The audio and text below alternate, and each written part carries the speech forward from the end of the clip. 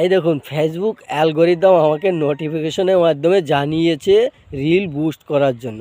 আসলে reel boost হচ্ছে কি, কিছু টাকা পয়সা দিয়ে ফলোয়ার্স কিনে নেওয়া।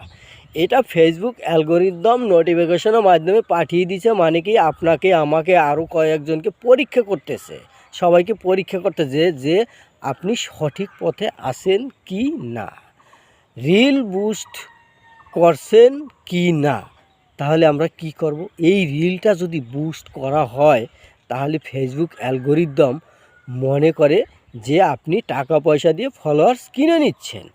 পরবর্তী স্টেপে যখন আপনি ভিডিও বা ফটো পোস্ট করবেন, ফেসবুক অ্যালগরিদম তখন আপনার সেই ভিডিও বা ফটো অন্য কোনো জায়গায় সাজেস্ট করবে না, কারণ ফেসবুক অ্যালগরিদম জানে যে আপনি পয়সা দিয়ে ফলোয়ার্স কিনে নিচ্ছেন। তা সেক্ষেত্রে কি হবে? আপনার ফেসবুকের রিচ, এনগেজমেন্ট, ফলোয়ার্স ডাউন হয়ে যাবে, আপনার ইনকাম কমে যাবে। সেক্ষেত্রে আপনার কি করা উচিত? এই রিল বুস্ট না করে আপনার ভিডিও পোস্ট করা উচিত।